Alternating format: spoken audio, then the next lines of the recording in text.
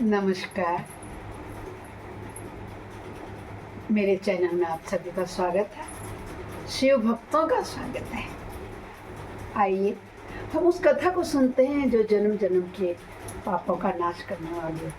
जिसे श्रवण कर मिट जाती है, जिसे श्रवण कर मिट जाती है, जन्म जन्म की व्यथा यही है शिव शंकर की कथा।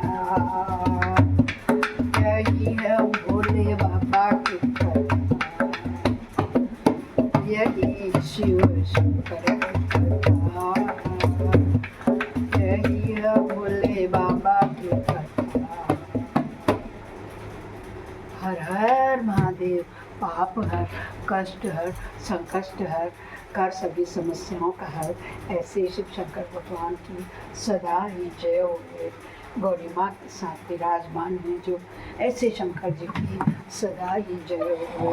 गजाननम भूत गणाधिसेवितम कत्थित जम्बुफल चारु भक्षणम उमासुतम शोक विनाशकारकम नमामि विघ्नेश्वर पाद पंकजम।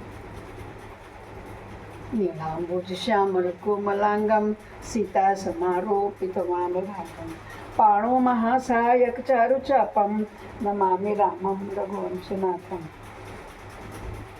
त्वमेव माता च पिता त्वमेव, त्वमेव बन्धुश्च सखा त्वमेव, त्वमेव विद्या द्रविणं त्वमेव, त्वमेव सर्वं मम देवदेव। गुरुर्ब्रह्मा गुरुर्विष्णु गुरुर्देवो महेश्वर, गुरु साक्षात् परब्रह्म तस्मै श्री गुरुवे नमः। आनंदी आनंद कर सब संकट दूर, जो तेरी शरण पड़े सदा रहे भरपूर। तुम दाता हम मांगता, दिया तुम्हारी खाए, ऐसी तुम जगदाता माता, तुम्हें छोड़ और किस दर जाए।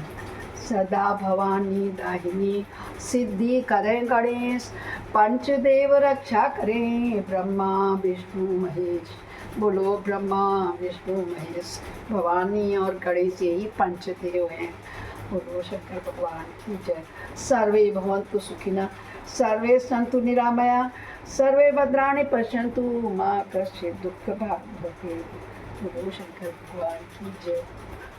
बहुत बहुत आभारी हूँ आप सभी की जो मेरे महाशिव पुराण की कथा को प्रतिदिन सुनते हैं, शेयर करते हैं अपने पारिवारिक लोगों में, रिश्तेदारी दोस्ती में। पुण्य के भागी होते हैं। देख ही रहे होंगे आप लोग जरूर शंकर जी कैसी कृपा आप लोगों के ऊपर कर दे रहे हैं। आज हम अध्याय 32 और 33 पढ़ना पसंद करेंगे, जिसमें मैना का कोप भवन में प्रवेश होगा। भगवान शिव का हिमवान के पास सप्तर्षियों को भेजना तथा हिमवान द्वारा उनका सत्कार। सप्तर्षियों तथा अरुंधति का और महर्षि वशिष्ठ का सेना और मैना हिमवान को समझा करके पार्वती सहित विवाह करना भगवान शंकर का, और उनके साथ के लिए साथ साथ रहने के लिए तैयार कराना। बोलो शंकर भगवान की जय हो। ब्रह्मा जी कहते हैं ब्राह्मण रूपधारी शिव जी के वचनों को मैना के ऊपर बड़ा प्रभाव पड़ा। उन्होंने दुखी होकर पति से कहा, गिरिराज, इन वैष्णव ब्राह्मण ने शिव जी की जो निंदा की है उसे सुनकर मेरा मन उनकी ओर से बहुत खिन्न हो गया है, विरक्त हो गया है। शैलेश्वर रुद्र के रूप में शील और नाम सभी कुत्सित हैं। मैं उन्हें अपने सुलक्षणा पुत्री कदापि नहीं दूंगी। शंकर जी ने बुराई की थी ना। यदि आप मेरी बात नहीं मानोगे तो मैं निस्संदेह मर जाऊंगी। अभी इस घर को छोड़ दूंगी और विष खा लूंगी। पार्वती के गले में फांसी लगाकर गहन वन में चली जाऊंगी, अथवा उस महासागर में उसे डुबो दूंगी, परंतु अपनी बेटी को उस रुद्र के गले में नहीं मरूंगी, कह रही है। ऐसा कहकर मीनू तुरंत कोप भवन में चली गई और अपने हार को फेंककर रोती हुई धरती पर लौट गई। इधर भगवान शिव को इस बात का पता लगा, तब उन्होंने अरुंधति सहित सप्तर्षियों को बुलाया तथा मीना के पास जाकर उन्हें समझाने की आज्ञा दी। शिव जी का आदेश प्राप्त कर भगवान शिव को नमस्कार करके वे दिव्य ऋषि आकाश मार्ग से उस स्थान को चल दिए जहाँ हिमवान की नगरी थी। उस दिव्यपुरी को देखकर उन सप्तर्षियों को बड़ा विस्मय हुआ। वे हिमाचलपुरी की पर प्रशंसा करते सब ऐश्वर्य से भरे पूरे हिमवान के घर जा पहुँचे। उन सूर्य तुल्य से तेजस्वी सातों ऋषियों को दूर से आकाश के रास्ते आते देख हिमवान को बड़ा विस्मय हुआ, आश्चर्य हुआ।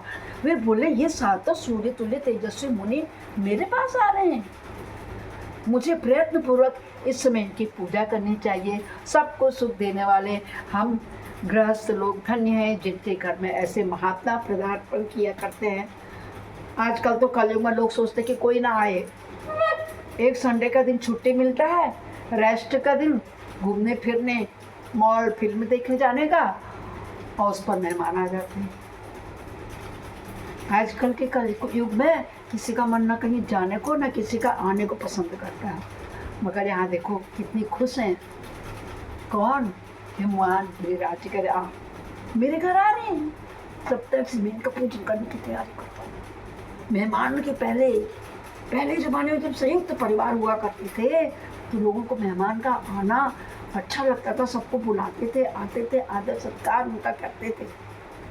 मगर अब कहाँ, सब कुछ कलयुग की देन है ये। ब्रह्मा जी कहते हैं, इसी समय वे मुनि आकाश से उतरकर पृथ्वी पर खड़े हो गए। उन्हें सामने देख हिमवान बड़े आदर के साथ आगे बढ़े और हाथ जोड़कर मस्तक झुकाकर उन सप्तर्षियों को प्रणाम करके पहुंचने के पश्चात उन्होंने बड़े सम्मान के साथ उन सबकी पूजा की तथा उन्हें आगे सबकी कहने लगे, आगे करके कहेंगे, मेरा गृहाश्रम आज धन्य हो गया। जैसा लोग भी कहते हैं ना, आज तो मेरी कुटिया सफल हो गई कि आपके पैर मेरे घर में पड़े। यही सत्य कहने, आज मेरा गृहस्थ आश्रम धन्य हो गया। यों कहकर उन्हें बैठने के लिए भक्तिपूर्वक आसन ला कर दिया। जब वे आसनों पर बैठ गए तब उनकी आज्ञा लेकर हिमवान भी बैठे और वहाँ उन ज्योतिर्मय महर्षियों से इस प्रकार बोले। हिमवान ने कहा, आज मैं धन्य हूँ, कृतकृत्य हूँ, मेरा जीवन सफल हो गया। मैं लोक पर बहुत से तीर्थों की भांति दर्शनीय बन गया, क्योंकि आप जैसे विष्णु रूपी महात्मा मेरे घर पधारे हैं। आप लोग पूर्ण काम हैं। हम तीनों के घरों में आपका क्या काम हो सकता है? तीनों के घरों में, हम गरीबों के घरों में। तथापि मुझ सेवक के योग्य यदि कोई कार्य है तो कृपा पूर्वक उसे अवश्य कहें, उसे पूर्ण करने से मेरा जीवन सफल हो जाएगा। ऋषि बोले, हे शैलराज, भगवान शिव को जगत का पिता कहा गया है और शिवा जगन माता मानी गई है, अतः तुम्हें महात्मा शंकर को अपनी कन्या देनी चाहिए हिमालय। ऐसा करके तुम्हारा जन्म सफल हो जाएगा तथा तुम जगत गुरु के भी गुरु हो जाओगे, इसमें कोई भी संशय नहीं है। हे मुनीश्वर, सप्तर्षियों का यह वचन सुनकर हिमवान ने दोनों हाथ जोड़ उन्हें प्रणाम करके इस प्रकार कहा। क्या बोले हिमालय? महाभाग सप्तर्षियों, आप लोगों ने जो बात कही है उस शिव की इच्छा से मैंने पहले से ही मान रखा था, किंतु प्रभु इन दिनों एक वैष्णव धर्मी ब्राह्मण ने आकर भगवान शिव के प्रति प्रसन्नता पूर्वक बहुत से उल्टी सीधी बातें बताई, तभी से शिवा की माता का ज्ञान भ्रष्ट हो गया है। वे अपनी बेटी का विवाह उस योगी रुद्र के साथ करना ही नहीं चाहती। ब्राह्मणों, वे बड़ा भारी हट करके मैले कपड़े पहन कोप भवन में चल गई हैं और समझाने पर भी समझ नहीं आई हैं। मैं भी उस वैष्णव ब्राह्मण की बात सुनकर के ज्ञान भ्रष्ट हो गया हूँ। आपसे सच सच कहता हूँ, भिक्षुक रूपधारी महेश्वर को बेटी देने को अब मेरी इच्छा नहीं है। ब्रह्मा जी कहते हैं, हे नारद, मुनियों के बीच में बैठे हुए शैलराज शिव की माया से मोहित हो उपयुक्त बात कह करके चुपचाप हो गए। तब उन सभी सप्तर्षियों ने शिव की माया की प्रशंसा करके मेनका के पास अरुंधति को भेजा। पति की आज्ञा पाकर ज्ञानदायिनी अरुंधति देवी तुरंत उस घर में गई, है ना। जहाँ मैना और पार्वती थी, जाकर उन्होंने देखा मैना शोक से आकुल होकर के पृथ्वी पर पड़ी हुई है। तब उन साध्वी देवी ने बड़ी सावधानी के साथ मधुर एवं हितकर बात कही। क्या बोली अरुंधति जी? अरुंधति बोली, साध्वी रानी मेनके उठो, मैं अरुंधति तुम्हारे घर में आई हूँ तथा दयालु सप्तर्षि भी पधारे हैं। अरुंधति का स्वर सुनकर मेनका शीघ्र उठ गई और लक्ष्मी जैसी तेजस्विनी उन पतिव्रता देवी के चरणों में मस्तक रख के बोली। क्या बोली? मैना ने क्या कहा? अहो, हम पुण्य जन्मा जीवों को आज ये किस पुण्य का फल प्राप्त हुआ है कि हमारे इस घर में जगत सृष्टा ब्रह्मा जी की पुत्र वधू और महर्षि वशिष्ठ की पत्नी पधारी है। देवी, आप किस लिए आई हैं यह मुझे बताइए। मैं और मेरी पुत्री आपकी दासी के समान है, आप हम पर कृपा कीजिए। मेनका के ऐसा कहने पर साध्वी अरुंधति ने उनको बहुत अच्छी तरह समझाया बुझाया, उन्हें साथ लेकर प्रसन्नतापूर्वक उस स्थान पर ले गई जहाँ सप्त ऋषि विद्यमान थे। उन सब ने भगवान शिव के युगल चरण बिंदों का स्मरण करके शैलराज को समझाना प्रारंभ किया। ऋषि बोले, शैलेंद्र, पार्वती के पिता शैलोकेंद्र या राजा, सुन रहे हो? शैलेंद्र, हमारा शुभ कारक वचन सुनो, तुम पार्वती का विवाह शिव के साथ कर दो और संहार करता रुद्र के ससुर बन जाओ। शंभु कैसे हैं? सर्वेश्वर हैं, वे किसी से याचना नहीं करते हैं। स्वयं ब्रह्मा जी ने तारकासुर के विनाश के लिए एक वीर पुत्र उत्पन्न करने के उद्देश्य को लेकर भगवान शिव से यह प्रार्थना की है। तब वे विवाह करके भगवान शंकर तो योगियों के शिरोमणि हैं, वे विवाह के लिए उत्सुक नहीं थे। केवल ब्रह्मा जी की प्रार्थना से वे महादेव तुम्हारी कन्या का पाणी ग्रहण करने के लिए तैयार हुए हैं। तुम्हारी पुत्री ने जब तपस्या की थी उस समय उनके सामने उन्होंने उससे विवाह की प्रतिज्ञा कर ली थी। इन्हीं दो कारणों से वे योगीराज शिव विवाह करने वाले हैं। किसने कहा? सप्तर्षियों ने। किससे कहा? पार्वती के पिताजी से कहा। ऋषि की बात सुनकर हिमालय हंस पड़े और कुछ भयभीत हो विनय पूर्वक बोले। क्या कहा हिमालय ने? मैं शिव के पास कोई राजोचित सामग्री नहीं देखता हूँ। उनका ना कोई घर है, ना ऐश्वर्य है, ना कोई स्वजन है, ना बंधु है, ना बांधव है। मैं अत्यंत निर्लिप्त योगी को अपना बेटी देना नहीं चाहता हूँ, क्योंकि खुद शंकर जी ब्राह्मण वेश में आके उन्हें जो कुछ कहा ऐसा ही वो सोच रहे हैं और डर रहे हैं। आप लोग वेद विधाता ब्रह्मा जी के पुत्र हैं, अतः अपना निश्चित विचार करिए। जो पिता काम से, मोह से, भय से अथवा लोभ से किसी अयोग्य वर के हाथ में अपनी कन्या दे देता है, वह मरने के बाद कहाँ जाता है? नरक में ही तो जाता है। इसलिए मैं ऐसा काम क्यों करूँ?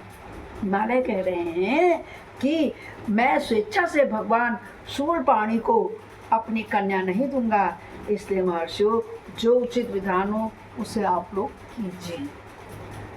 मुनीश्वर नारद हिमाचल के वचन को सुनकर बातचीत करने में निपुण महर्षि वशिष्ठ ने उनसे कहा। वशिष्ठ जी क्या बोले? शैलेश्वर, मेरी बात सुनो, यह सर्वथा तुम्हारे लिए हितकारक है, धर्म के अनुकूल, सत्य तथा इह और परलोक में सुखदायक है। शैलराज, लोक तथा वेद में 3 प्रकार के वचन उपलब्ध होते हैं। शास्त्रज्ञ पुरुष अपनी निर्मल ज्ञान दृष्टि से उन सब प्रकार के वचनों को जानता है। एक तो वह वचन है जो तत्काल सुनने में बड़ा सुंदर प्रिय लगता है, परंतु पीछे वह असत्य एवं अहितकारक सिद्ध होता है। ऐसा वचन बुद्धिमान शत्रु ही कह सकता है। इस सामने तो लगे मेरा भला होगा, बाद में उससे नुकसान होता है। दूसरा वह होता है जो प्रारंभ में अच्छा नहीं लगता, उसे सुनकर अप्रसन्नता होती है, परंतु परिणाम में वह सुख देने वाला होता है, जैसे कि कड़वी दवाई।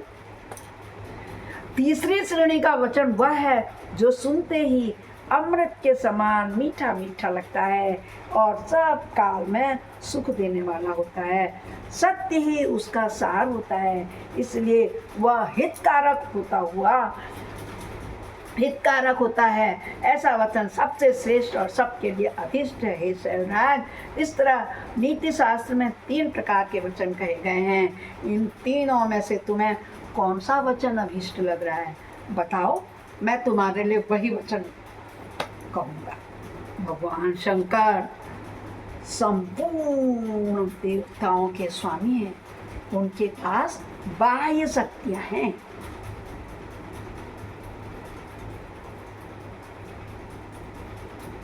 बाह्य शक्तियाँ नहीं है। शंकर जी के पास क्या है? बाह्य शक्तियाँ नहीं।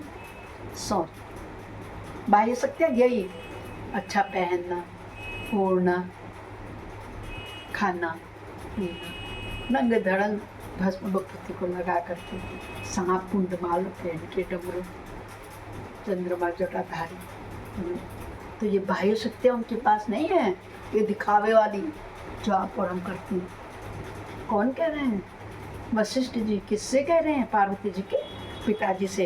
क्या कह रहे हैं? सुनो कि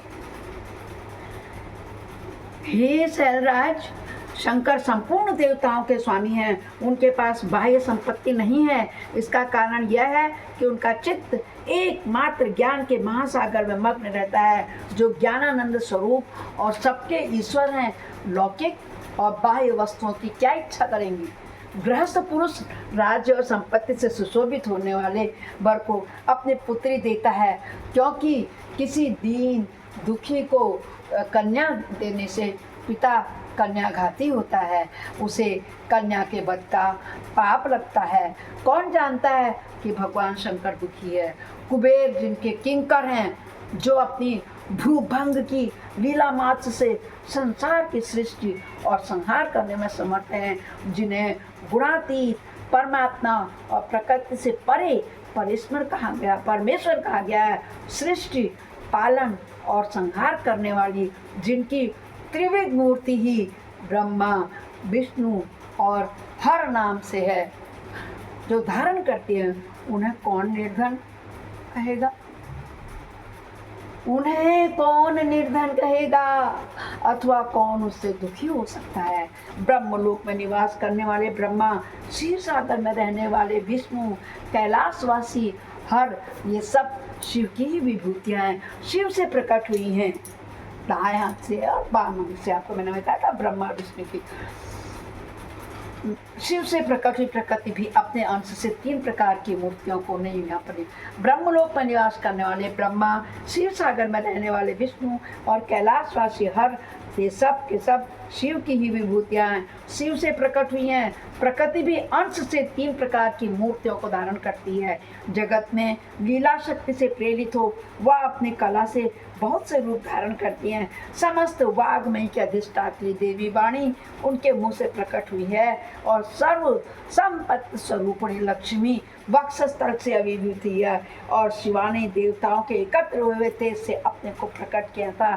संपूर्ण दानवों का वध करके देवताओं को स्वर्ग की लक्ष्मी प्रदान की थी। मैंने भी आपको नवरात्रि में जो पाठ सुनाया था, ये यहाँ पर उसका वर्णन आ रहा है। की थी ना, सभी देवताओं को फिर स्वर्ग वापस दिलाया था। देवी शिवा कल्पांतर में दक्ष पत्नी के उदर से जन्म लेगी सती नाम से प्रसिद्ध हुई, और हर को उन्होंने पति के रूप में प्राप्त किया। दक्ष ने स्वयं ही भगवान शिव को अपनी पुत्री दे दी।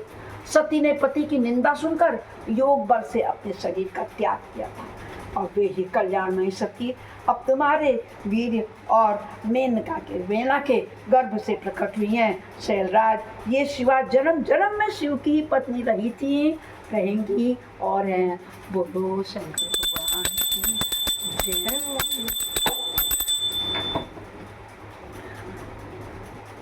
प्रत्येक कल्प में बुद्धि रूपा दुर्गा ज्ञानियों की श्रेष्ठ माता होती हैं। ये सदा सिद्धिदायिनी और सिद्धि स्वरूपणी है। भगवान हर चिताभस्म के रूप में सती के अस्थि चूर्ण को ही स्वयं प्रेम पूर्वक अपने अंगों में धारण करते हैं।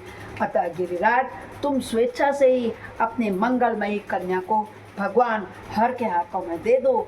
तुम यदि नहीं दोगे तो स्वयं प्रियतम के स्थान में चली जाएगी। देवी माँ पार्वती देवेश्वर शिव तुम्हारी पुत्री का अनंत क्लेश देखकर ब्राह्मण के रूप में इसकी तपस्या के स्थान पर आए थे और इसके साथ विवाह की प्रतिज्ञा करके इसे आश्वासन एवं वर देकर अपनी आवास स्थान को लौट गए थे। सुनाया था हमने परसों के एपिसोड में, यही था। गिरे कहते हैं पार्वती की प्रार्थना से शंभु ने तुम्हारे पास आकर इसके लिए याचना की और तुम दोनों ने शिव भक्ति में मन लगाकर उनकी इस याचना को स्वीकार कर लिया था। गिरीश्वर बताओ फिर किस कारण से तुम्हारी बुद्धि विपरीत हो गई है? भगवान शिव ने देवताओं की प्रार्थना से प्रभावित होकर हम सब ऋषियों को और अरुंधति देवी को भी तुम्हारे पास इसीलिए भेजा है।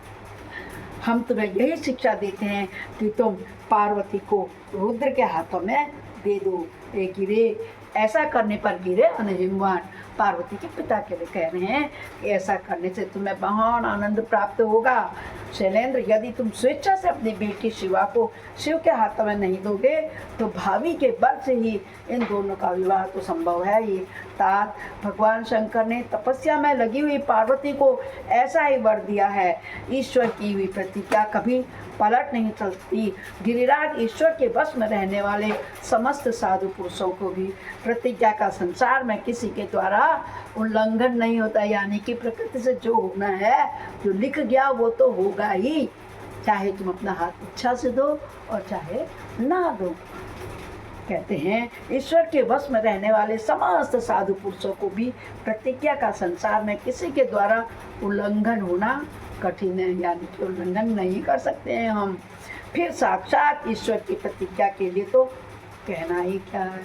इति श्री रुद्र संहिता तृतीय खंड के पार्वती खंड